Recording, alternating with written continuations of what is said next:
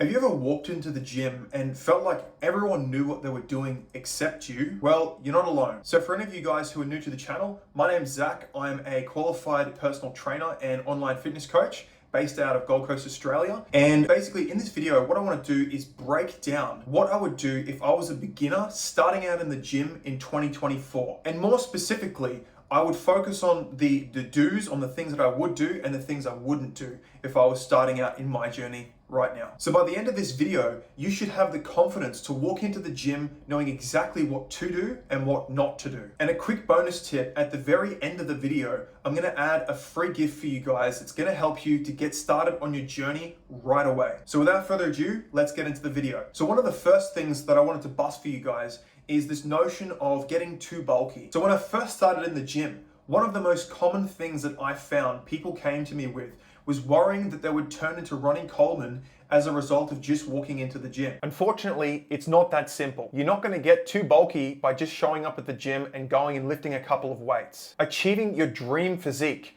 assuming you're not going for something like Ronnie Coleman, will take you years. And now I'm not saying that you can't make significant progress over a couple of months or even 1 year, but I can guarantee you that it won't happen overnight. Achieving your dream physique will take you a lot of dedication, commitment, and showing up consistently over a long period of time. And in addition to that, it will take you having a compelling reason or enough reasons to continue to come back to get the results that you want. So the first thing that I would recommend you do in this context is to get your mindset right first. And you can get your mindset right by asking yourself the question, why do you want this goal? And because it needs to be something that's meaningful enough to you that will keep you coming back and taking the actions required to get the result that you want. Because things will not always be easy, I can guarantee you that. But if you do have a compelling enough reason or reasons that keep you coming back to the gym and showing up for yourself, then that will keep you coming back enough that you can get results. One of the biggest things that I see is that people have a lack of purpose when they come into the gym. They don't have any solid reason why, and then they wonder why they keep falling off track and not sticking to their goals. And the most common mistake is simply that they don't have a strong enough reason why they're actually going into the gym. So make sure you develop that mindset correctly first before you step into the gym environment so you can stick it through and see it through to the end. So one of the other common mistakes I see is around cardio. Cardio is vital for any fitness goal, whether it be muscle growth or fat loss. But for example, if you're using cardio as a strategy for fat loss, you'll pretty much be spinning your wheels and not getting the results that you want. Cardio itself is not used for losing fat. It should be used as a cardiovascular fitness tool. So that means improving your cardiovascular health, meaning your heart health, but it shouldn't be used as a fat loss tool. Yes, you can burn a couple of extra calories with it, and that's great, but I would be using it with the primary function of improving your heart health, improving your respiratory system, so lungs and all that, but I wouldn't be using it as a tool purely to lose fat. To lose fat, focus on resistance training to increase your lean muscle mass, meaning that when you're at rest, you're burning more calories by just being alive. And in terms of resistance training and what you can focus on, you can use simply bodyweight exercises like calisthenics, you could be using free weights, or you could also use the machines as well in the gym. And now on the flip side for muscle growth, cardio plays a massive role in your ability to recover from the sessions that you've done in the gym when you're breaking down muscle for repair. It can be extremely important to deliver blood, oxygen, all those good nutrients to your muscles so you can recover more efficiently. So having a good cardio, your cardiovascular health, is really important for your ability to recover and come back to do your sessions again in future. So when it comes to cardio, I would be using that as a tool for recovery, but not as a means of burning fat. And in that context as well, just to add to that, it does help you burn some extra calories, but it's not, as I said, it's not a tool that you want to use for fat loss. So now I want to focus on the do's section of this video. So what to do when you actually go into the gym, and the main things that I believe you should focus on if you're a beginner starting out. So the number one biggest thing that I would focus on if I was a beginner starting out in the gym is focusing on proper form. When you're starting in the gym, you want to learn the proper form of the exercises that you're doing, because it not only will help you to do it more efficiently and effectively, but you'll prevent injuries and you'll actually get better results out of it in the end anyway. I can't tell you the amount of times that I've seen people coming into the gym and they've picked out some random exercises that a fitness influencer has told them, which pretty much does nothing anyway, apart from get them injured because they don't know how to do it properly. But they end up trying to lift too much weight, or they don't know how to do it properly, they feel awkward, and then they end up just giving up and just thinking, oh, fitness is just not for me. But in reality, they just don't have the right plan or structure in place to help them get the results that they need. And they also don't focus on the form first. Everyone tries to jump to advanced exercises and advanced techniques that combine different exercises in one go. You don't need that, guys. Just focus on the basics, focus on mastering the basics and the foundations of everything that you're doing, and then you can build up from there. Don't try and jump to any advanced techniques. And if you see someone trying to tell you that you should be doing that as a beginner in the gym, then just completely disregard everything they say, because you need to focus on basics and build upon that. So one of the other things that I would recommend you do when you're starting out in the gym is, as I said, it's focusing on that form, but focus on earning the right to increase the weight. And I'll explain what I mean by that. So when I say to earn the right to increase the weight, what I mean is learning the technique of the exercise that you're doing first before you increase any of the weight. If you can't do it with proper technique, then you shouldn't be lifting it with a heavier weight. And it's pretty much as simple as that. I see so many people coming into the gym and they pick an exercise like a deadlift or a bench press or a squat or whatever, and they try to lift as much weight as they possibly can to try and impress their mates or impress people at the gym or whoever. But in reality, you're actually just hurting yourself and you're actually not impressing anyone. You need to learn to respect the weights and, as I said, earn that right to increase the weight by learning the technique first, learn it safely, learn it effectively, and it will actually be much more impressive later because you'll make more progress and then you'll be able to lift more weight in the end. Instead of, for what a lot of people do, is they'll go in, they don't learn the exercise, and they start trying to lift the weight, but then what happens is they keep increasing it, they get an injury, and then they'll be out for like weeks, if not months. Then they have to come back, relearn the exercise the proper way anyway, and unlearn the patterns that they've already learned that are incorrect, and then relearn new patterns. And so you're pretty much gonna have to go through that process one way or another, so you may as well do it from the start and not screw it up to begin with. And one of the other things I'll add to that is that you are in the gym to become a better version of yourself. You're there to progress. You're there to get stronger. You're there to add muscle. You're there to, as I said, just become a better version of yourself. You're not there to impress anyone.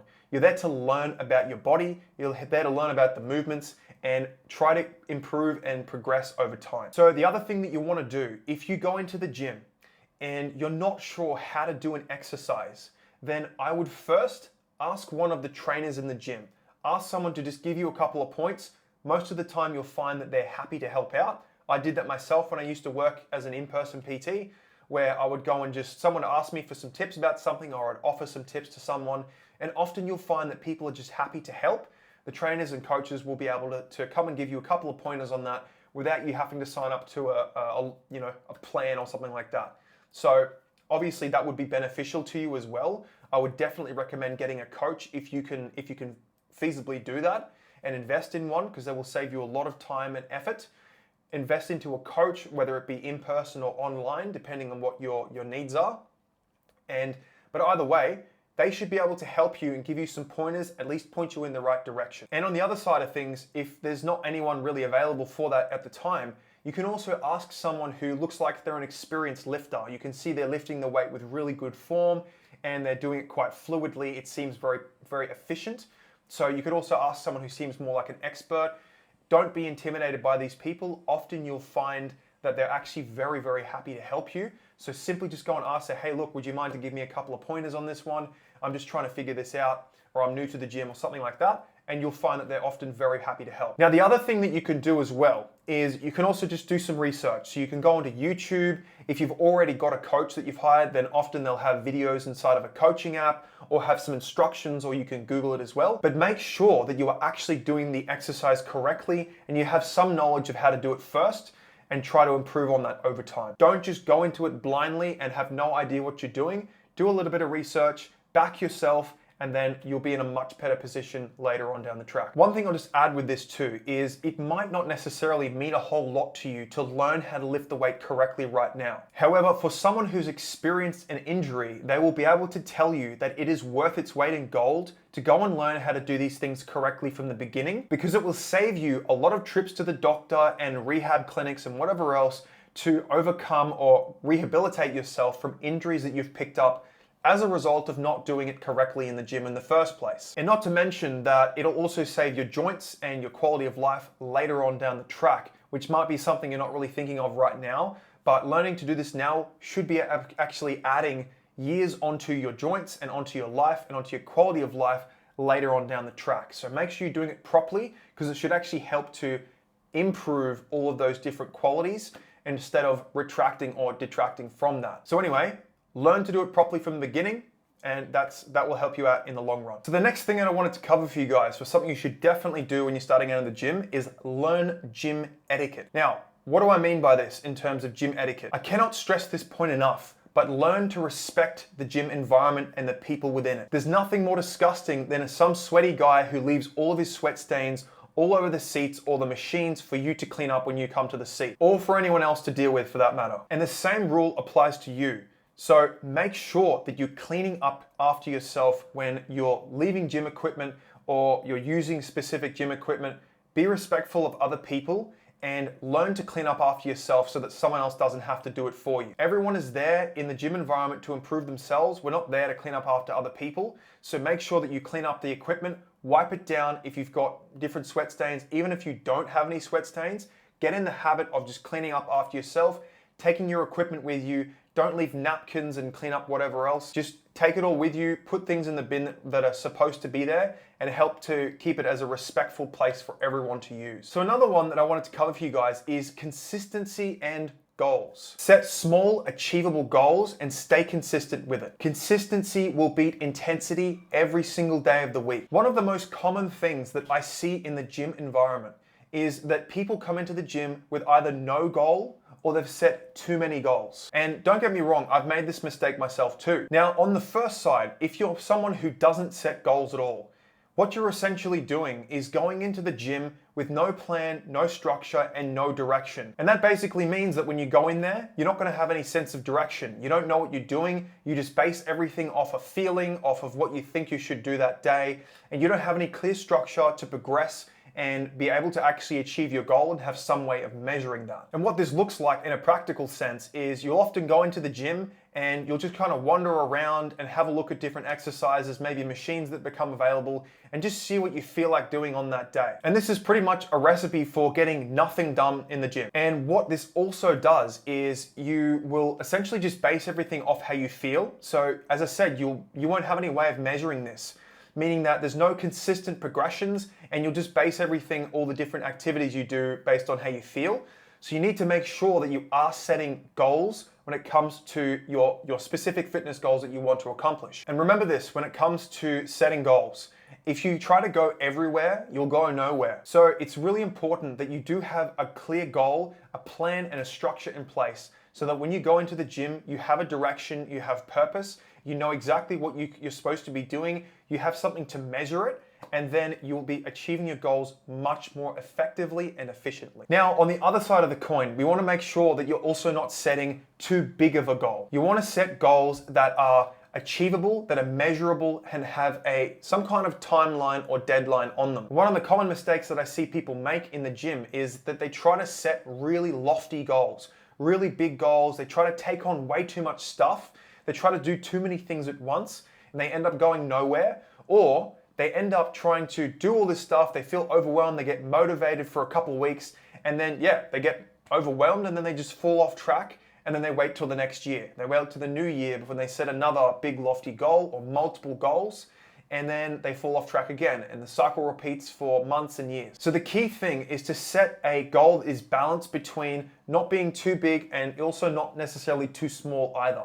You want to set something that's balanced. You don't want to be on the end of setting too many goals, taking on too much, versus also doing absolutely nothing. You want to have a nice middle point. So in this context of setting fitness goals, you want to make sure that you're setting goals that are aligned with your values, aligned with your lifestyle, that don't require you to take massive changes, that you can take small changes with. They also have a time-bound limit on it. So a deadline like 12 weeks or 6 months or whatever else it might be, or having little sprints is also quite helpful. But you just want to make sure that your goals are in alignment with essentially the time-bound limit, that are aligned with your lifestyle, that are aligned with something that you can realistically commit to, because you don't want to be setting, as I said before, you don't want to be setting too many goals, taking on too much stuff that you really can't handle, and then you end up falling off track, becoming demotivated, uninspired, and then you just fall off track and you have to wait till another time. You guys probably know a handful of people who have set all these really audacious goals,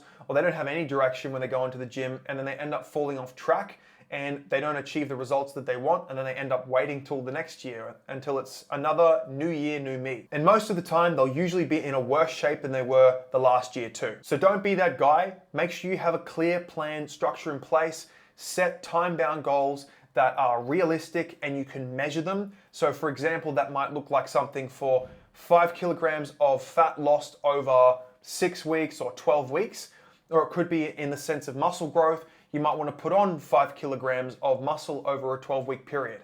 That's a specific goal, it's measurable, and it has a time-bound limit. So the next step in this process, when you've set the goal, is you can then reverse engineer it into daily or weekly steps that you need to take in order to achieve that goal. And now, behind that too, so behind the goal, this is the mindset component of it that I want to stress for you guys. It's very important to understand. When you're setting this goal, you need to have compelling enough reasons why. I've talked about this a little bit already in the beginning of the video, but making sure that you have compelling enough reasons, you have a purpose behind why you're doing the goal, is extremely important.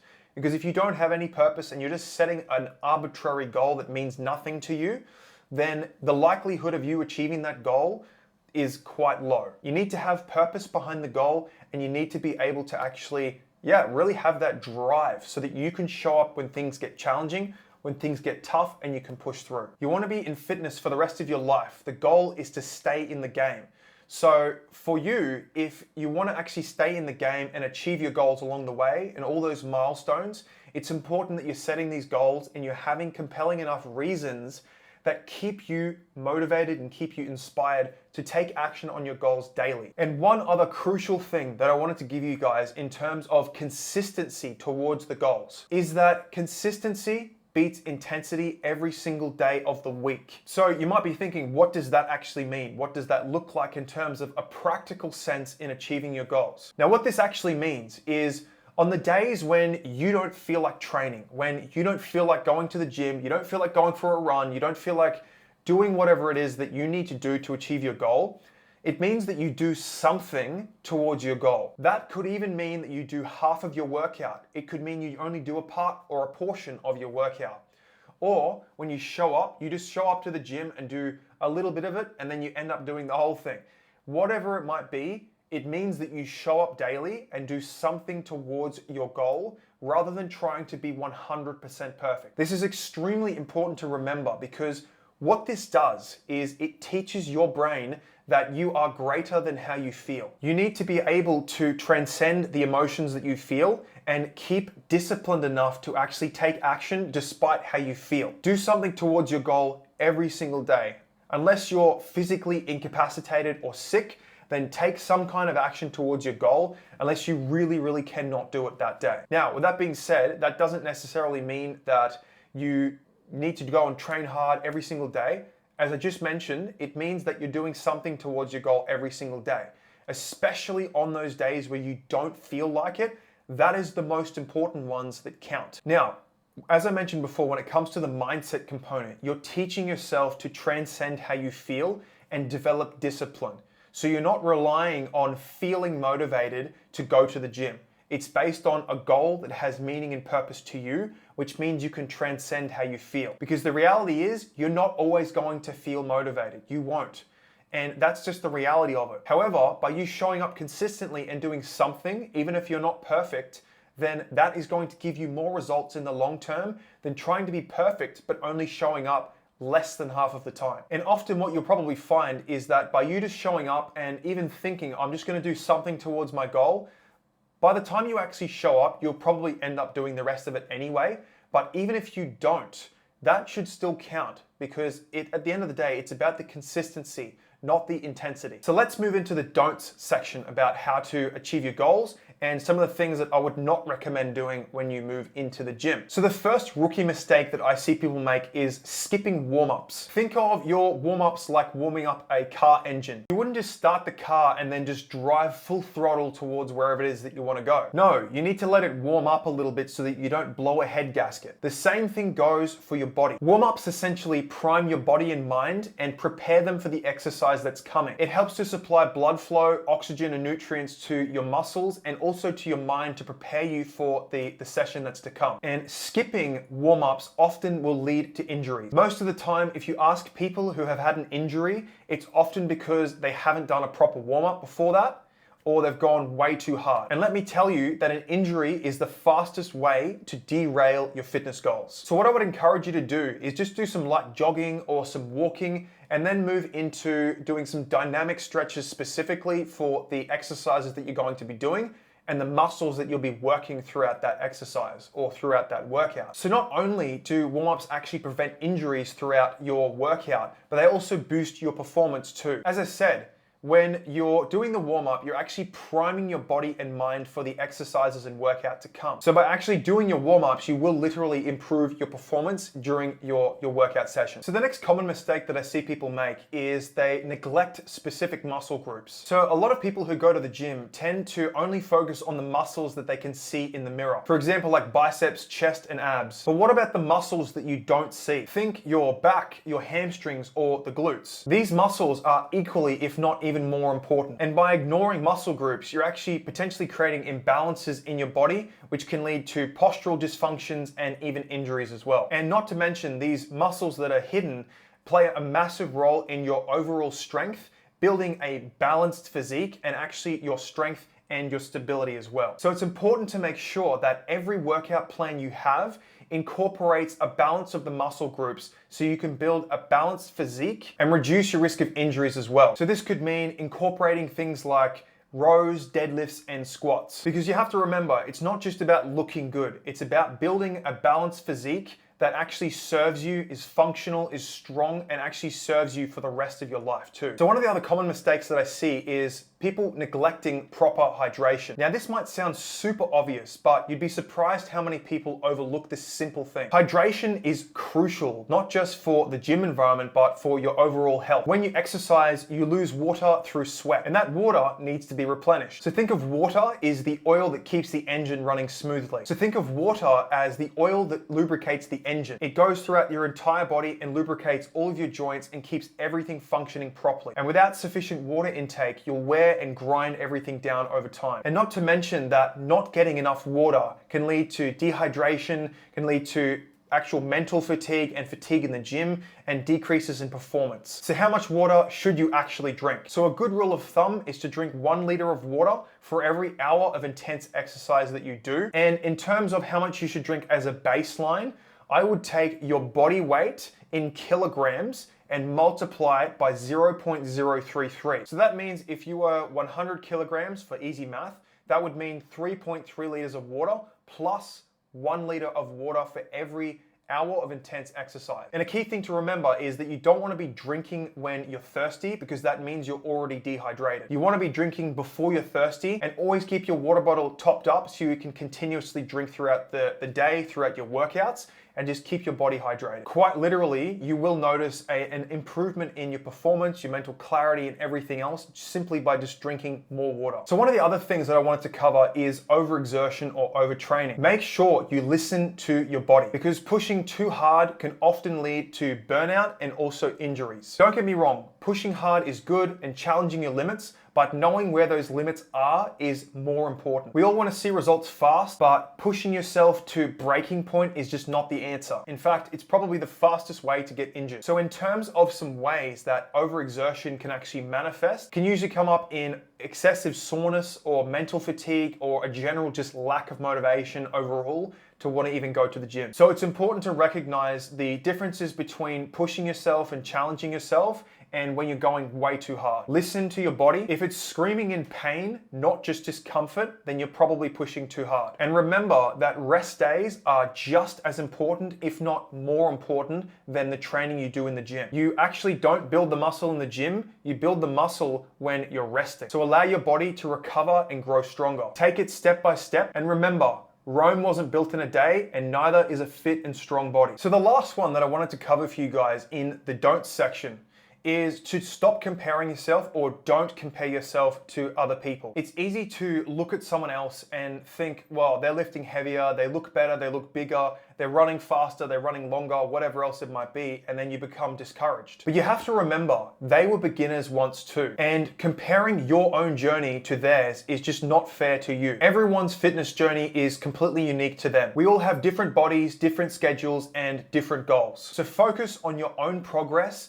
no matter how small it may seem. So celebrate your wins, no matter how small, even if it's just lifting a little bit heavier, running a little bit longer, or just simply being more consistent with your fitness program. Because at the end of the day, your journey is about becoming a better version of you, not someone else. And the only person that you should be beating in the gym is the person that you were yesterday. All right, guys, so we've come to the end of the video. So let's wrap this up with a couple of final thoughts, and I'm gonna give you guys a free bonus that can kickstart your journey, and you can get started right now. So remember that form comes first, technique comes first over everything else. Remember to be patient with yourself. Your goal in the game of fitness is to be in it as long as you possibly can. And in that journey, you can celebrate all of the milestones that you achieve along the way. So learn to do things the proper way first, so you can prevent injuries and you can achieve more results. Now, as an added bonus for you guys, I've actually put together a free step-by-step guide showing you exactly how to go from the very beginning from the mindset to your nutrition, to training, to time management, and everything else that you need to achieve your goal,